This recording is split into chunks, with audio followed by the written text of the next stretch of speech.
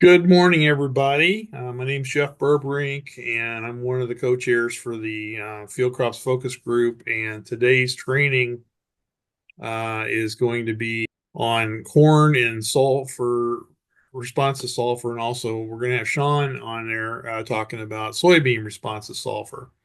It's a big subject we weren't talking about 30 years ago. Now we're getting responses to sulfur. And so we thought it'd be a good thing to do an update from the behalf of the Field Crops Focus Group. So Dan is going to be our first speaker today. Dan Quinn from the Agronomy Department, our corn specialist, followed by Shaun Casteel. And then we'll do some housekeeping things, talk about some of the things coming up in the crops world in the next few months. So Dan, I will turn it over to you. And go right ahead.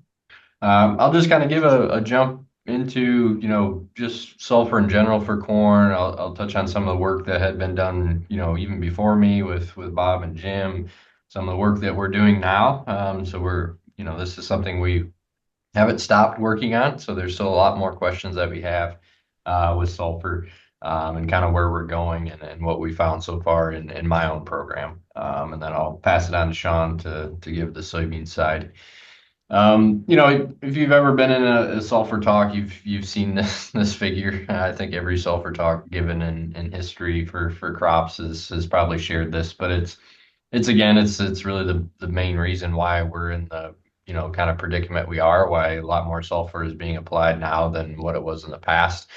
A lot of it has to do with the Clean Air Act and just lack of sulfur deposition, right? So this figure, the early 2000s, you're getting 10 to 16 pounds of S per acre per year. You moved a little bit more recently now, and we're still getting a little bit, but not near the amount that the crops need in a single year. What kind of gives you an illustration of where we're at and kind of why we're starting to see S deficiencies really continue to pop up around the state of Indiana. So why is sulfur important? Really, from the corn side, it's big in protein synthesis. It has a lot of similar importance to nitrogen. You'll kind of see that nitrogen and sulfur are often behave very similarly and have a lot of close relationships in the way they operate in the plants and so on and so forth. So they have some interactions and looking at the ratios, and we'll talk on that. Also important for chlorophyll production, so necessary for photosynthesis. Big thing about sulfur really when you're scouting and looking at fields and trying to understand deficiencies, right? Sulfur is non-mobile in the plant tissue. Nitrogen is mobile, right? So prime example, looking at, yellowing plants is a S, or yellowing plants there's nitrogen, and obviously, doing tissue tests to confirm that. But sulfur deficiency in corn will typically always show up in the upper canopy. We'll show some pictures of what it looks like, but looking at where those deficiencies are occurring can be another important piece in understanding what the deficiency actually is. So sulfur is non-mobile in plant tissue. The symptoms will typically show up in the youngest leaves first. Sulfur, another big piece about sulfur is that it's largely found in the soil organic matter. It's found in crop residue. For crops to take it up, we do need it in that soluble sulfate form.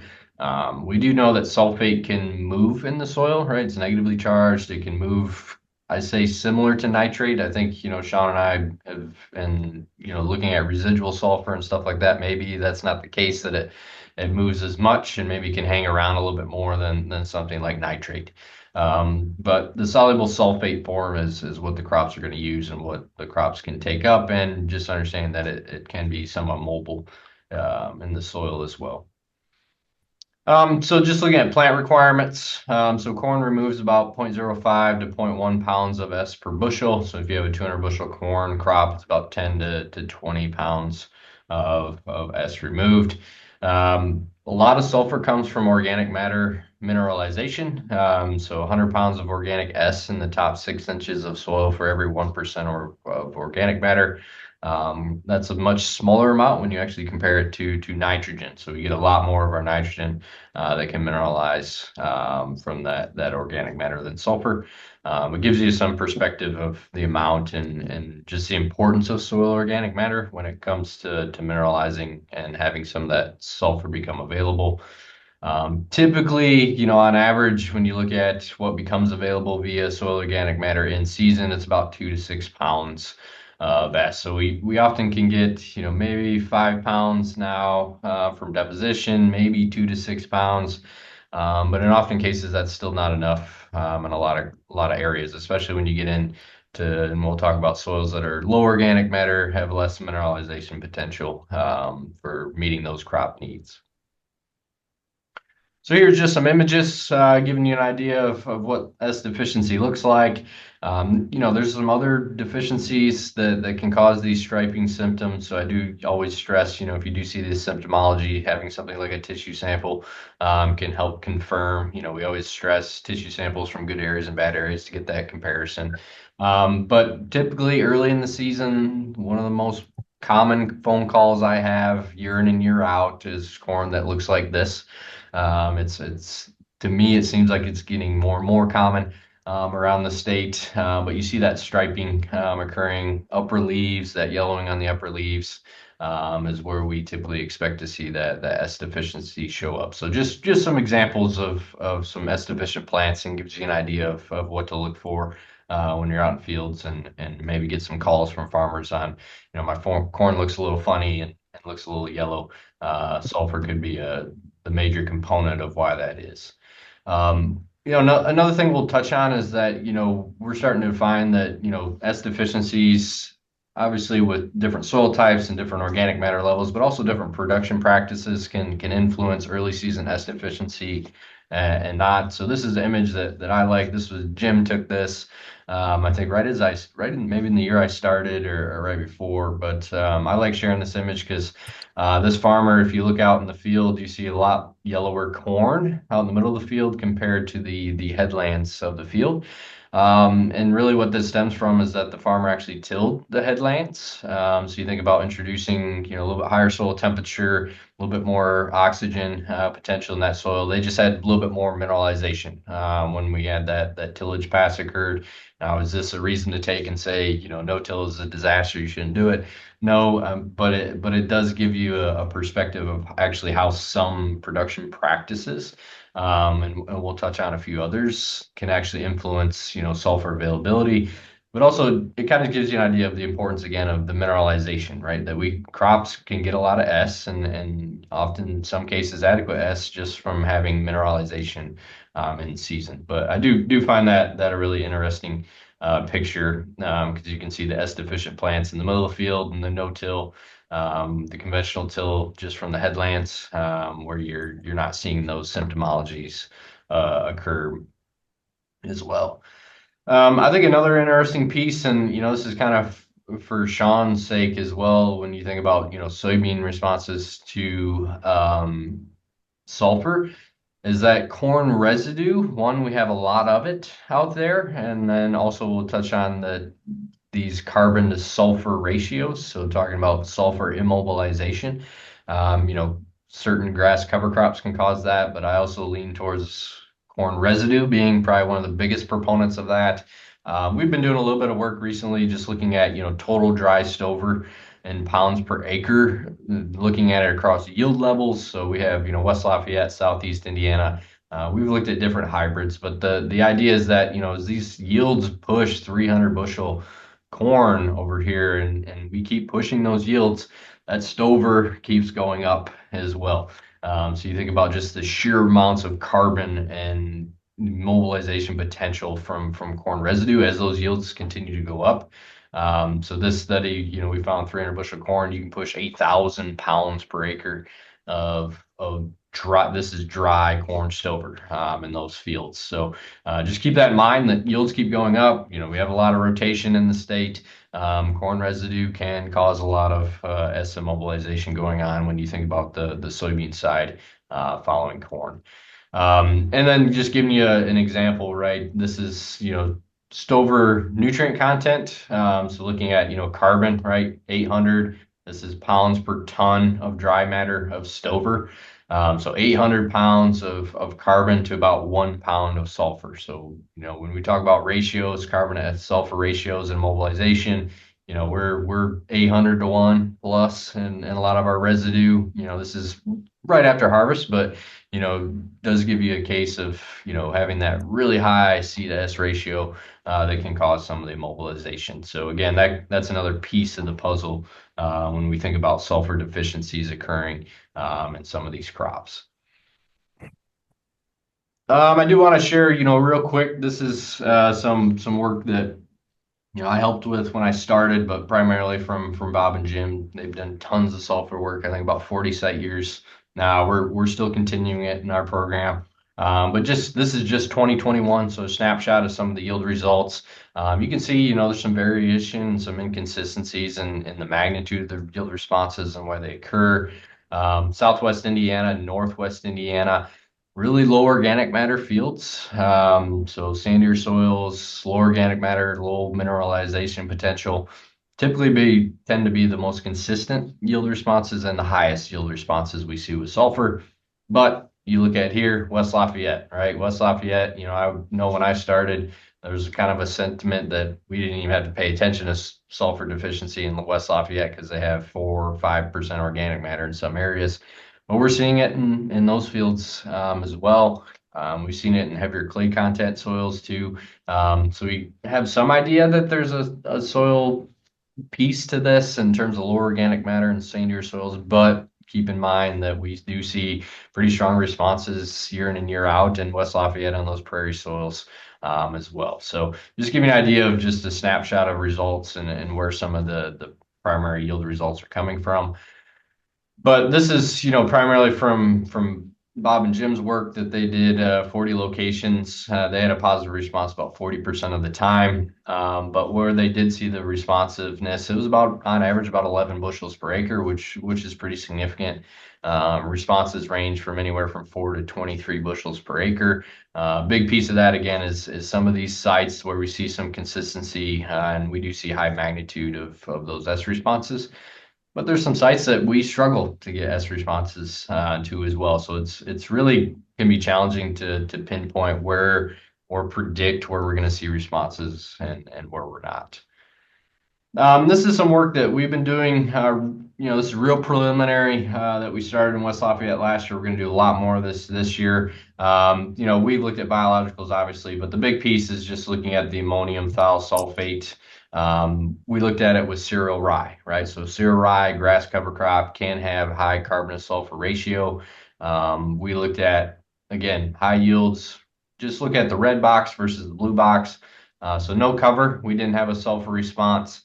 When I did have cover, again, we see a little bit of a yield reduction with that cereal rye, but we're seeing, again, with that sulfur in that system, we're seeing about, about 15 bushel response. So we're seeing that interaction with that cover crop there, that we are seeing more of a response to S than we did see without the cover crop. So Shaun, I'm sure we'll touch on this a lot more with the work he's done in soybeans, but again, production practices, cultural practices can influence S responses. So we're trying to do a lot of work to try and figure those out as we move forward. And then here's some pictures that I took from that trial last year. So, we saw the response. Why did we see the response? You can see the cover crop residue in the background here. These plots were side by side. I just walked about 50 yards from one plot to the other and snapped the picture at the same time. So no cover crop on the right, cover crop on the left. You can see clear as day, S deficiency. These were deficient when we sent them in for analysis in the tissue test. So again, kind of reiterating why we saw the yield results that we did. Another piece is looking at different sources. The results that I just showed, that's primarily with ammonium thiosulfate, so liquid sulfur fertilizer, thiosulfate fertilizer. A lot of farmers like to use that because they can mix it with either their starter, they can mix it with their side dress nitrogen applications.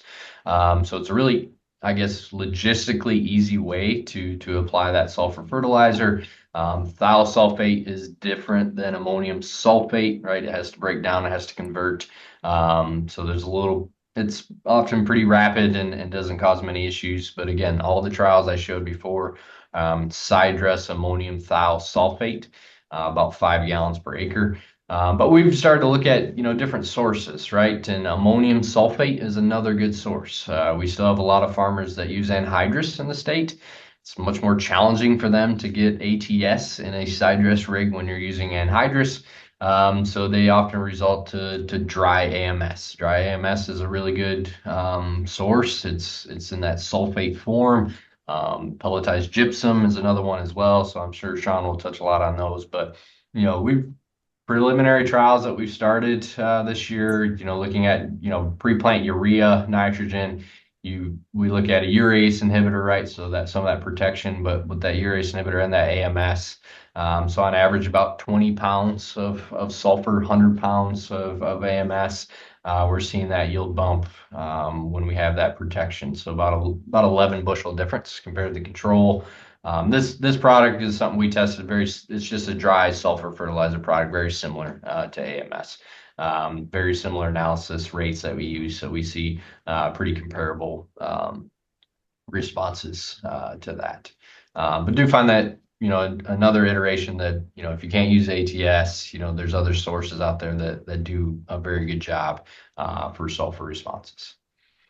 This is also some work that Jim just looking at, ear leaf S. So ear leaf samples on corn tend to be pretty accurate for us. The challenge with ear leaf samples at tassel, so our silking, our one stage, it's difficult to do something about it when you figure out the deficiencies, but it can be a good, I guess, report card for the year and understanding would we have a response or not. This is some work just looking at yield versus ear leaf sulfur. So if you take ear leaf tissue samples, we have pretty good data set now that if you're below 0.18% S, you have a pretty high likelihood that if you applied sulfur in that year, you would have saw a response. Now, again, these are ear leaf samples. Caveat to that, a lot of times is that we can't do much about it after ear leaf samples, but it can be a report card to look at something as you move into your production systems next year. So I'll wrap up real quick here. I think the big thing about corn response to sulfur is that it can be somewhat inconsistent, but I do think there is consistencies based on where you're at and some of the different parameters. We do see responses across a wide range of soils and organic matters, but I do think it's important to pay attention to the sandy, low organic matter soils, early season weather conditions. So earlier planting, soils that are a little bit cooler and wetter. We showed, no-till soil environments, cover crop environments where you have maybe a little bit more residue, but also have a little bit cooler, more moist soils can also induce that S deficiency early season. Soil testing for S is just really not a good indicator of S deficiency. I equate it similarly to looking at, nitrate soil sampling as well. A lot of our sulfur is often deeper in the soil profile. It also can be a little bit mobile too. So typically soil testing S is really not a good indicator of S deficiency. I tend to lean a lot more towards the tissue samples. Keep in mind that, phosphorus fertilizers do have a little bit of sulfur in them. So MAP and DAP fertilizers may confound S deficiency. They provide a little bit of S. It's not going to be enough to cover your S requirement if you're in a deficient situation, but they do supply a little bit of S. On average, about 75 pounds of P2O5 applies about 2 to 5 pounds of S per acre.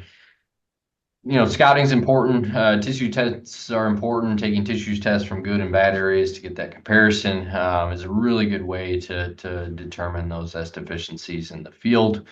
Looking at tissue S levels, looking at nitrogen to sulfur ratios as well. So we get higher nitrogen sulfur ratios, in that 15 to 18 to 1 nitrogen sulfur ratios. I've seen in instances with high nitrogen rates actually inducing sulfur deficiencies in corn. So that's another thing that we also can look at.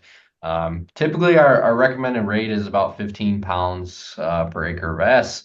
A lot of farmers are in that 15 to 20 pounds of S per acre per year. But a lot of the work that's been done, we typically see similar responses anywhere from 8 to 15 pounds. I typically recommend that 15 pounds per acre for farmers. Do be careful with ammonium thiosulfate, especially in the starter. It can inhibit germination. I do not like it in furrow. I do not recommend it in furrow. Get it off the seed. Use that 2x2 applications. Use a little bit lower rates, in that 3 to less than 5 gallons per acre of ATS. But big thing is just it can inhibit germination, get it away from the seed. Something like a banded application is a lot safer with ATS. And then, a big piece of where we're going, I think, some of these systems, whether it be no-till cover crops, earlier planting, right? We're seeing these S deficiencies show up before side dress. So I think there's a need for a little bit more research in some of these systems to look at earlier S applications, AMS, starter S applications. Our cover crop study, I side dressed the trial with ATS. But the S deficiency was well apparent while I was side dressing. We saw yield response with the side dress application, but I'm curious if we would have saw a bigger response if we were able to get that sulfur out a little bit earlier. So with that, I've got about 1 minute for questions, and I'm sure Shaun can answer any questions that you all have. But again, real quick and dirty, and if you got any additional questions, feel free to send me an email too. Hey, Dan, Yeah. real quick, what kind of response do we need to economically pay for the treatment? Oh, I can't remember off the top of my head what the price is. ATS, they're typically, the rates are fairly low. It's going to be in that 5 gallons per acre range. So the cost is not of magnitude. You look at the average, right? If we're in that, yeah, I'm not going to come up with a number. But it's if you're in that 5-10 bushel range, which is often on average what we'll see in a lot of sites, it typically covers the cost of that fertilizer. But I'm not sure off the top of my head what ATS cost is at the moment. All right, I gotta run, so I'll hand it over to Shaun, and he can make stuff up about corn if he wants. So, I do it all the time. all right, thank you all. Okay, I'll echo some of the things. I'll pass up the ones that are the same intro slides, but again, on the sulfur side of soybeans, similar story, but a little add-on to it. So this is one that I stumbled across back in 2015, 2016, and so getting into this, I'm going to categorize these. I'm going to go into those situations that I call classically deficient. These are going to be anything that you've had in terms of agronomy 101, soil fertility 101 types. It's going to be the classic fields of sandier, coarse textured fields, low organic matter, right? So you don't have soil supply, you don't have organic matter to help with that. And so it's going to be sandy loams, loamy sands. I usually think of less than 2% type organic matter soils. This happens to be the La Crosse farm, Mary Rice farm, where I do a lot of this initial work and then build it out from there. This is what I call my sulfur playground.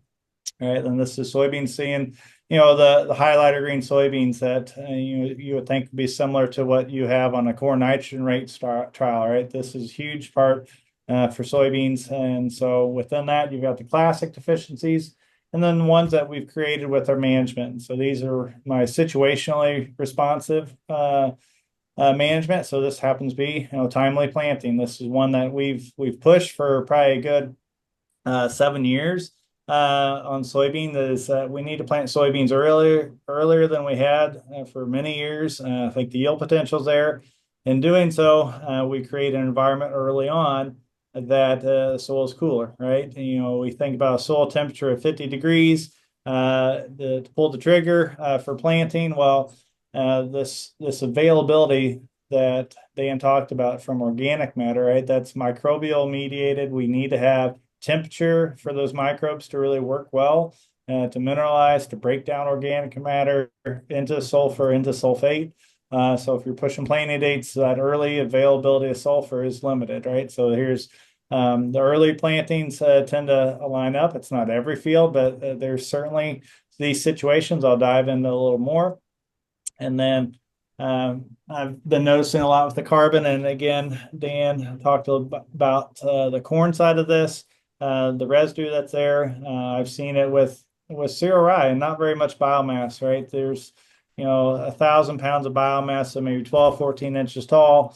Not that much. It's not even like you're going and planting chest high and thesis types that's creating this immobilization. So in this case, it's still relation with microbes and sulfur availability, but it's in terms of having too much carbon that the microbes are now immobilizing the sulfur instead of mineralizing it.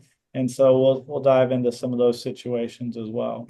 Again, echoing the point of we've Clean Air Act in 1990 finally seen less deposition, right? So we're less than 3 to 5 pounds compared to the 15 to 20 that we used to have.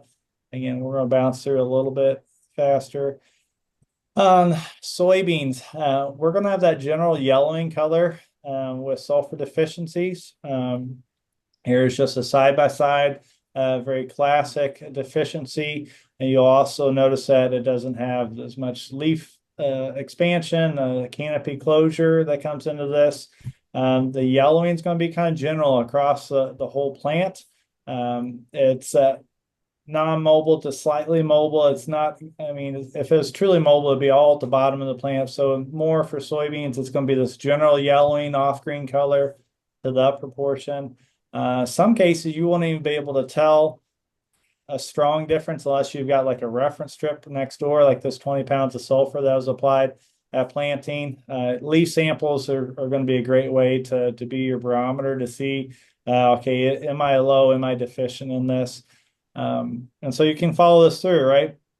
This sulfur deficiency is coming into a nutrient availability of nitrogen, right? Sulfur is used for the whole plant itself. Dan talked a lot about that, but the difference between the corn and the soybean is that we also need the sulfur for nodulation. We need good sulfur supply. It's a cofactor for nodulation. If we don't have good nodulation, we don't have good nitrogen supply. So if you're not familiar with that, nodulation is just simply where the bradyrhizobium infect the root hairs of soybeans and start to develop over 30 days. And then after they mature, another 30 days of nitrogen supply. They're catching nitrogen from the atmosphere, going through the pores of the soil. If you don't have the sulfur there in the soil to have that environment that's fit for bradyrhizobium infect, you're not going to have good nitrogen supply. So the sulfur deficiency of soybeans has a 1-2 punch, and I think even the second punch it hurts us more than the first punch, right? A sulfur deficiency on its own right is certainly going to be a shortfall in terms of the overall plant growth and health and yield. But boy, when we're sold short on the nitrogen, that's when it really hits us hard. And so that's what's coming through at the end of the season. Here's the idea of seed fill and senescence. No sulfur up front on the left, and you're having the leaves that are already starting to senesce and drop down. They don't have a good nitrogen supply versus the ones on the right. They have good nitrogen supply because of the nodulation effects, right? And so it is a sulfur that's therefore affecting fixation, and then the nitrogen supply and leaf retention. In terms of visual symptoms, so I'll go back one slide. These symptoms, usually I'm thinking July is going to be about the earliest you'll visually see it. I can catch some June symptomology from time to time. Leaf samples can certainly do a better job of getting it analytically. But if you're looking at the field, July is going to be when it really starts to pop, because you think about the demand for nitrogen, you think about the growth phase, how much biomass these plants are putting on, and then switching to seed fills soon. That's when we're really going to see it. And then the full yield effect, if you turn off dry during the seed fill, water is going to rule the day or the lack thereof. And so the yield bump or the yield gain won't be as great if you're dry during seed fill. But boy, if you got ample moisture and temperature, seed fill will be dramatic. Seed size will be dramatic, and upwards of 20, 25 bushels in soybeans. Yes, 20 to 25 bushels on the highest side on some of these responses. I made the comment about nodulation. This is what I'm talking about. It's flipped on in this picture. So untreated controls on the right now. You can look at the root system. There's hardly any nodules on there. There's a few. All right, this is up at the lacrosse site. This happens on the prairie soils when we push planting dates as well. Now you go over where we applied sulfur close to planting, 20 pounds of sulfur that's available, ammonium sulfate. And then you've got all the nodulation, great nodulation. I call them gobstoppers. So there's a proliferation of them, the number, and then the size. It's about mass. It's about how much nitrogen that nodule, that bacteria can fix from the atmosphere, and then supply, right? Here's some of those general background information. Usually 3 to 4 pounds of sulfur can be mineralized over the course of a year for every percent organic matter in the soil. And that may be even a touch high. So I'd probably center more on that 3 pounds, if at all.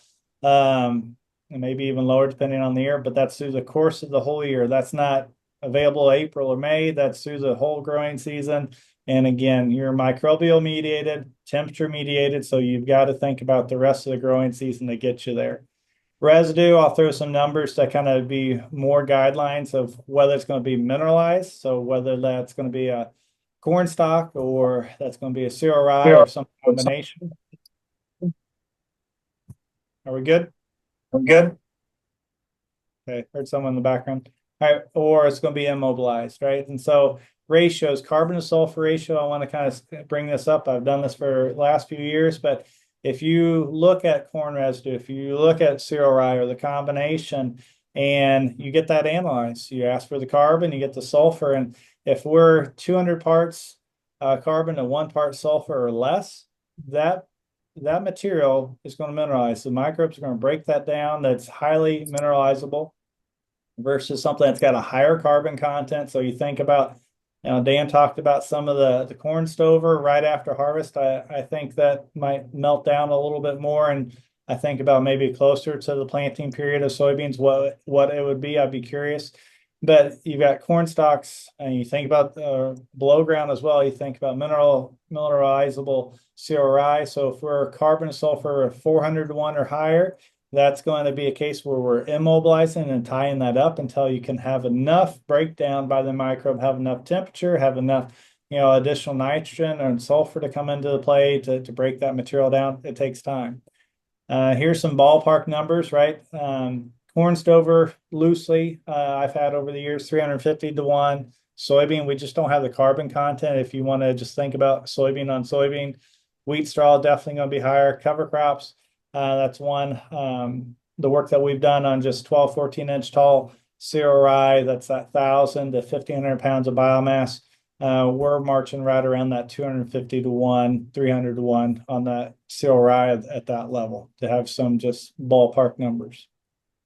How much does that sulfur need to go in the soybean plant? And you think about, I'm going to just go on 75 bushel beans to kind of walk through this. And the grain itself, it's going to remove about 14, 15 pounds. And you need another 10 to 12 pounds when you think about the plant itself. So in total, grain and stover, by the end of the season, a 75 bushel crop is in need of about 25, 26 pounds. Okay. So let's do the back of the envelope calculations and then give you some data to go with this. If you're looking at back in the 2000s, whenever we had roughly 15 pounds of sulfur being deposited from the atmosphere, we have a 75 bushel crop, needs 26, and 15's there, so you're short 11 pounds. And then you think about, I run a 1 or 2% organic matter soil, I might get 4 to 8 pounds. In the back of the envelope, we're still short 3 to 7 pounds, right? So this goes back to that classic deficiency, those sandier fields. I'm probably still not going to have a response versus those that have higher organic matter on the back of the envelope side of this should be fine, right? That's based on deposition in the 2000s. You switch it to our current status, right? Less than 5 pounds from the atmosphere.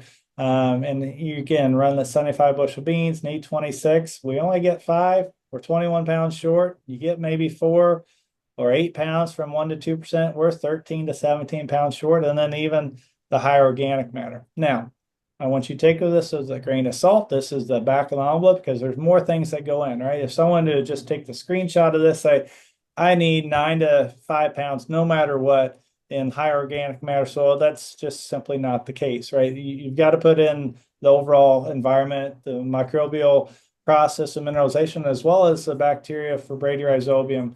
But this gives you that snapshot of where we're at and where it could go.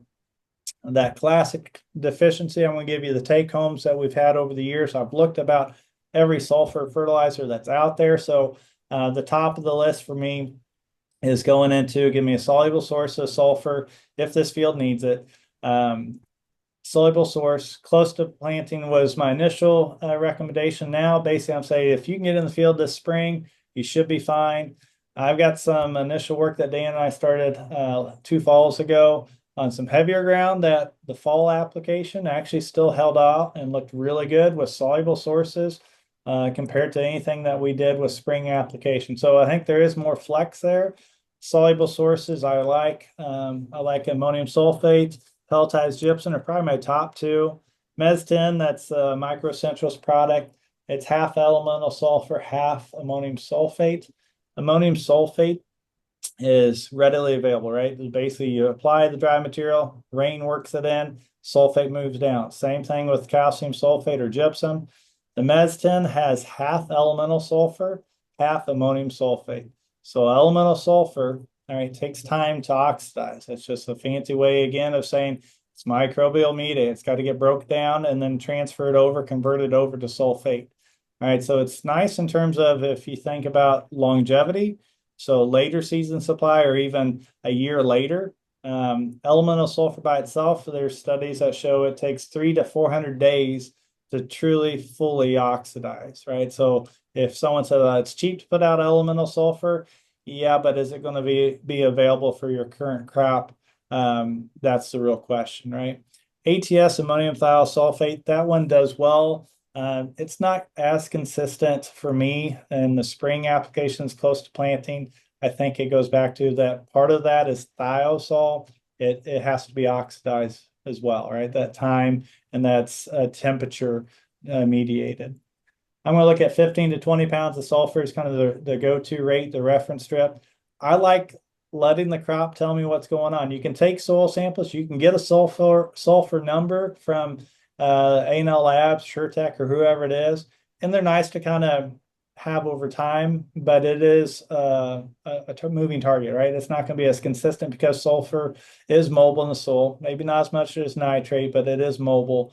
And so if you or your clients, your farmers want to do just a wait and see approach, take that most recent mature leaf sample and see if it's close to critical levels. So critical levels for me and what I've done over the years is going to be 0.25% sulfur, right? If we're getting close to that number, that's going to be a field that's going to be responsive to sulfur.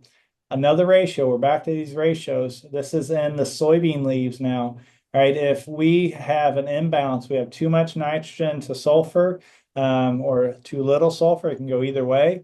We're going to have a field and crop that's going to be responsive. And so if you have leaf tissue levels that are an 18-to-1 or higher, these are going to be very responsive sites to us, right? If we can be in that 15 to 17 range, that's a good spot for us, saying that we've got a nice balance in terms of nitrogen and sulfur.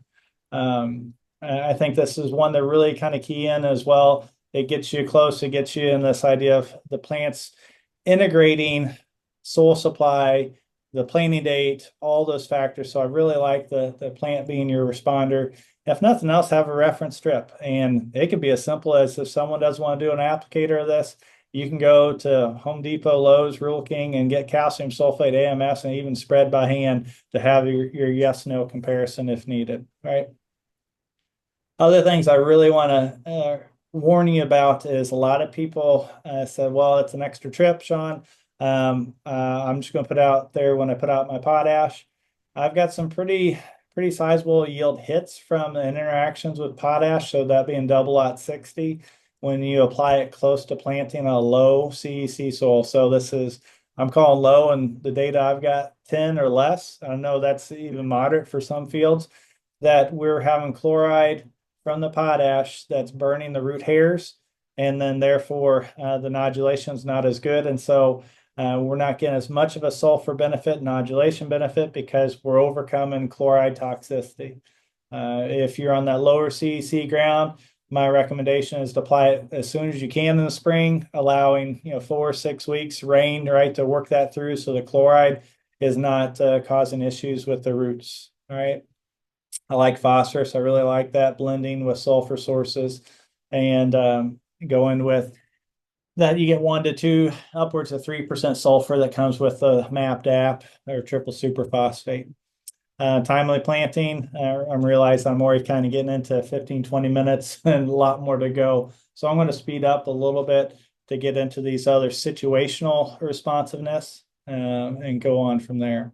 So that's that timely planting aspect of this. So transition away from this just, here's our coarse texture, low organic matters, to we're pushing planting dates. This picture here happens to be an April, I think 18th or 20th planted at West Lafayette Farm. So 4% organic matter soil. By all rights, most people say that black soil should not need sulfur.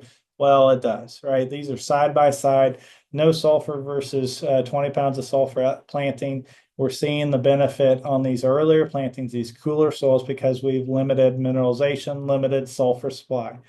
Nodulation occurs as soon as you have root hairs. And so if you don't have good sulfur supply, you're not going to have good nodulation. And now you got a 30 to 45 to 60 day lag period on your nitrogen supply because of fixation issues, right?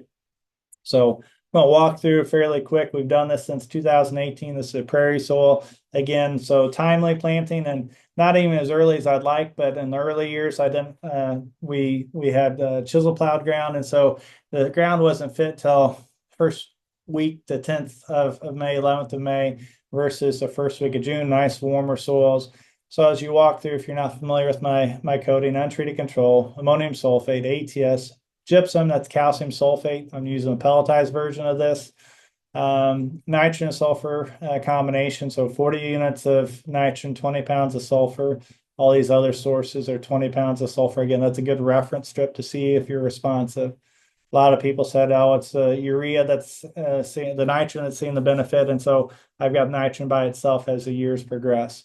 So in the early 2018 set, 62 bushel beans went to 69, so 7-8 bushel versus late plantings, the same fertility regime, same soil, just warmer and later planting, nothing, right? And you're going to bounce this through, so 2020, 21, 22, and you get to the average, and we're averaging 8 to 11 bushel swings with a soluble source with early plantings versus nothing in our late. So again, if we're pushing planting dates, so I'm going to go, if you're in April to early May, that tends to be a better place to say, hey, do I have a responsiveness or not? I will say we've got other sites that we've pushed the planting dates and still haven't seen this benefit, right? So just creating the scenarios of potential.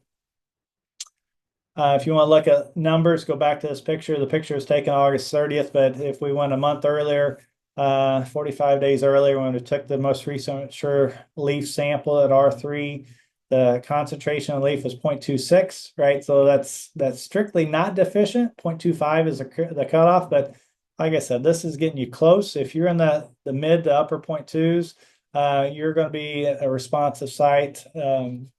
Nitrogen sulfur ratio is 19 to 1, clearly above the ratio of an 18 to 1. And then those that had sulfur supplied, we were well in the 0.3. And again, that may not seem like a huge difference, like, oh, it's a percent.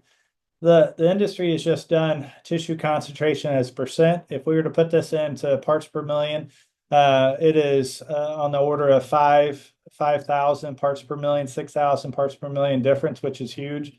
When they do it in this knee-jerk percent basis, it doesn't seem big, but it actually is.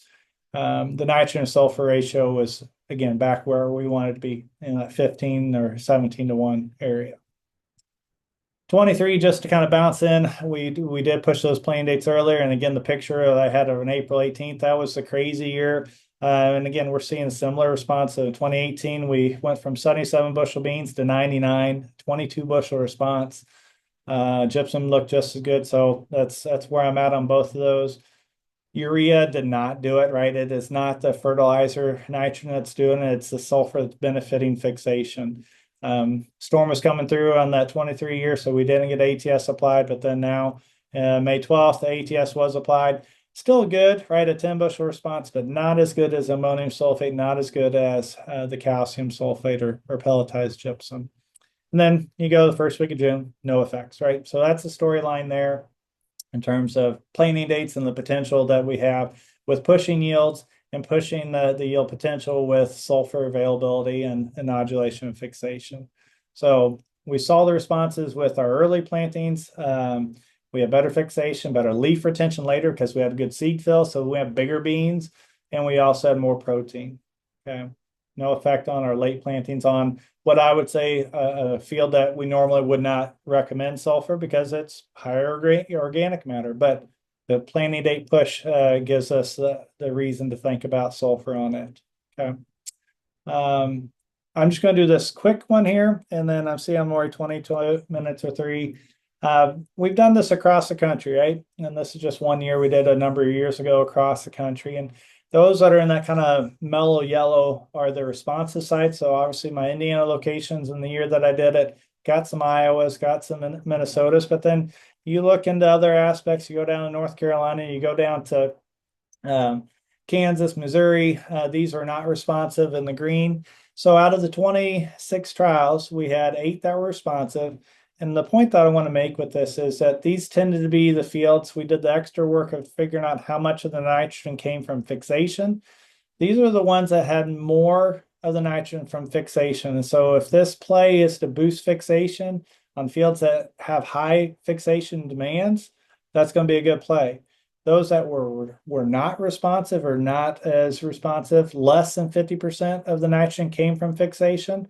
They didn't have the yield benefit. So then this kind of starts to paint the picture that, okay, here's another reason why we may or may not see huge responses if we've got a soil that cycles in a way that supplies enough nitrogen to the plant that we don't need as much fixation, or the bacteria population is not such that it takes over as much.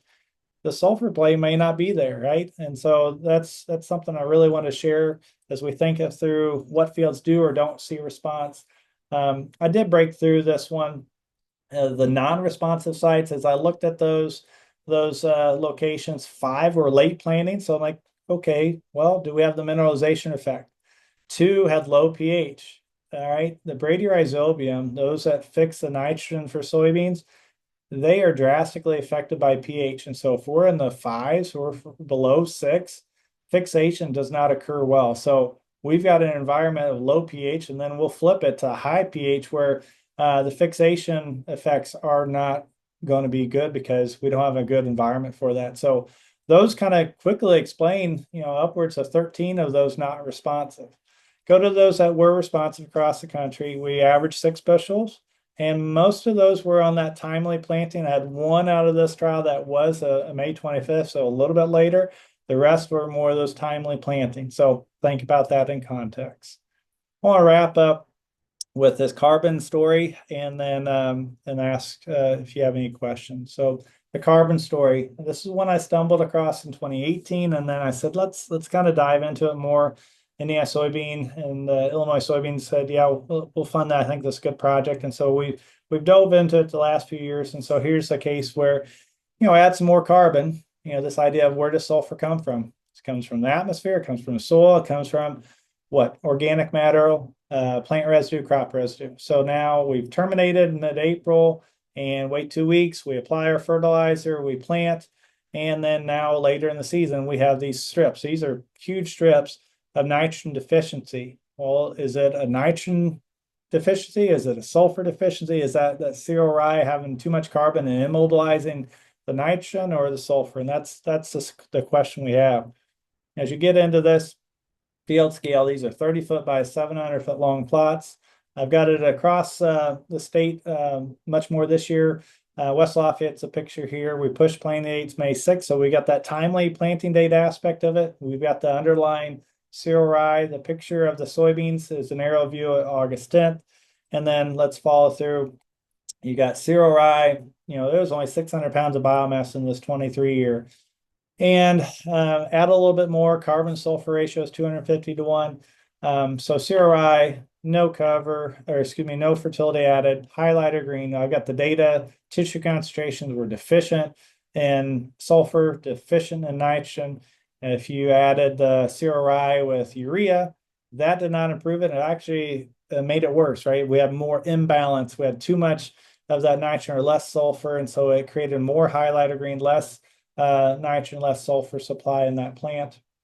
And then when we added calcium sulfate, we corrected this, right? We were able to add in sulfur to correct for the immobilization of the sulfur, have good nodulation, good nitrogen fixation, right? And then for the point of context, no cover with no fertility added, it was still a little highlighter green. It was still a little nitrogen deficient. So again, we were May 6 planting, falls in line with what we typically see at this farm, an 8 to 10 bushel type response. No cover plus the gypsum put us right back where we like to be. So yield wise in 23, we've got no fertility. He had 40 units of nitrogen, 20 units of sulfurous calcium sulfate, or the combination. We mirrored that with those that had to cover crop CRI in the background, right? So 61 bushel beans actually got a yield hit from the CRI when we did no fertility. We about a 7 bushel yield hit from this. What was nice about this is that the sulfur that we added, I used calcium sulfate because I wanted to isolate is a nitrogen or sulfur. 10 bushel response in the no cover. All right. Again, very responsive site with a May 6th planting. And then we got the exact same 71 bushel beans. So brought these back to life. So we lost the 7 bushel, gained the 7 bushels back, plus another 10 to get to the same level. Did it again in 24. Same exact thing, different field, same farm. 7 bushel yield hit, higher yield potential, and brought them back to life. So we went to 86 bushel beans at 24, 86, 87 bushel beans. So you can manage for it, right? So if CRI is part of the management program, you think about weed control, you think about soil erosion, all those things. But then there can be this potential to have a sulfur immobilization, right? And so we're going to dive into this more. We've got the Northeast Farm, Davis, Southeast Farm, and West Lafayette again this year to kind of dive into the location effect. Final thing then is just Darcy and I are starting to get into this. I've noted some disease differences. And so it was fascinating back in 23 that I saw a reduction in SDS. So Darcy and I last year looked at a planting date with inoculated SDS, sorghum with different sulfur sources. If you look at fungicides and some of the first fungicides, they were sulfur based. And so trying to figure out, okay, what's the mechanism? That there's that kind of question, but there definitely seems to be an improvement in terms of disease and SDS. I've got this, I've seen it anecdotally probably 3 years ago with Phytophthora. So the question is, do we just have a healthier plant? Is it growing faster? Or is there some fungal protection? So whether that's disrupting electron transport, or we have some isoflavonoids that are coming out of the root. So that's the fun thing that's coming next. And for the good of the cause, this picture here is about a 3 on the index of a 0 to 9. This is about a 2. This is about a 1. As we go from no fertility 2, so right between these two pictures, down to a 1, right? Visually strong differences in terms of that severity on the leaf itself. The fun part about this, and maybe not the fun, was this field was also treated with Ilevo. This is, there's a couple seed treatments out there that are marketed for an SDS reduction or protection. Ilevo happens to be one of those. And we still had infection up to this level in the field. But then when we add the sulfur, we brought it back down. So some fun other aspects beyond just the sulfur play for plant nutrition, nodulation, fixation. There's some disease protection aspects that we're starting to figure out. So with that, I'm going to end that high yield soybeans definitely need to be thinking about sulfur. Timely planting is foundational to this. And then let's look at those. Are they responsive because of cool, wet conditions, any carbon issues that we're seeing with CRI or heavy no-till ground needs to be considered. And then one I didn't hit today, but there is some interesting synergies, and I can talk to this if anyone has a question, that if we've got some sulfur that's helping with nodulation and fixation, our foliar protection with insecticide, fungicide later seem to be working a little bit better. So I think it comes into leaf retention late and pod retention or pod protection late. So that definitely I want to thank Indiana Soy and Illinois Soy and USB for funding. Answer any questions. So yeah, here's that Phytophthora comparison for the good. Any questions on sulfur and soybeans? One was from Dave Osborne, wondering if we should be giving credit for the AMS that's used in conditioning applications of herbicides. No, that rate that you're putting in herbicides is not enough. Not enough. I mean, it's spitting in the wind basically, right? You think about the amount of AMS that we put in herbicides. I don't even know if it gets up to half a pound of sulfur in content. I would answer the same kind of question. There's foliar products out there that have sulfur and some other nutrients, and let's throw in 1 or 2 quarts. At best, they're getting a half a pound of sulfur, and that's not enough to turn it around. If a field needs it, we're a minimum 10 pounds of sulfur. I like 15 to 20 pounds to be my reference strip, but the foliar applications as well as the herbicide combinations aren't just doing enough. Another question in the chat was, do sulfur applications affect the soil pH? Yeah, you can get into some pH effects. You can have some acidity effects that comes in with that. So source is going to be a part of that as you go through that change. I dare say what's been interesting with this is that let's go with like the ATS band in corn. The following year, I can see that in some of the fields. Okay. And so then within that, part of that is carryover. I think there is some localized acidification of the soil that's occurring that we need to be aware of. It's not large enough amounts that I'm drastically worried about it, but yeah, you can get some acidification. The other part with sulfur I didn't hit today that I'll hit now as we talk about this. Sulfur also helps with micronutrient availability, manganese in particular. What I've been noting on our soils that tend to have manganese issues like La Crosse up at Mary Rice Farm, the Penny Farm, instead of 2 to 3 applications of foliar manganese, we're probably down to 1 to 2 because we're increasing manganese availability. I had another question that came up. Do you see a difference in different parts of the state, like from north to south? In the north part of the state, there were a lot of steel mills and that sort of thing over the years. You get further south, obviously a little further away from that industry. Do you see differences north to south? Yeah, I think the north to south thing, it's not as pronounced as I'd hoped it would be, I guess, in a way to kind of dive into that, because I think we've got the soil types that come into play, right? We got BT horizons that can hold on to some sulfur, like the Southeast farm, for example, right? I would anticipate that soil would see a response every time. I struggle to see a response there. And I think that there's some local deposition occurring. I think there's some BT. I think there's some lower pH in the 16, 18, 20 inch mark of that soil that has an effect. I think about the Vincennes type farm that brown sand kind of can see the response, but then we'll get into other spots that you think south sandy location should see it, but they have enough mineralization and it's turning over. So unfortunately, I don't see a strong gradient one way or another right now. Any further questions for Shaun? Okay, thank you, Shaun. Yep. Very interesting. It was really interesting about that disease. I had not really heard much about that, but the effect on the diseases and such. So I look forward to hearing from you and Darcy about how that's doing things. So very interesting. Okay, that wraps up the training part of the day. We're going to talk a little bit about some housekeeping issues that are coming up. First of all, I did want to remind everyone that we've got this next couple of months, we're going to be having some crop and weather meetings that are going to be coming up on Zoom starting next week. The dates: April 8 and 22, May 6 and 20, June 3 and 17, July 1 and 15, and August 5th and September 9th. This has been a long going thing. In all my 42 years in extension, we've been doing these kind of things. Started out as conference calls, now we're doing videos. But they are very useful, especially for you new educators. Maybe don't have as much crops background, but you can find out what's going on and how to address these kind of questions that may come up in your day-to-day portion of your jobs.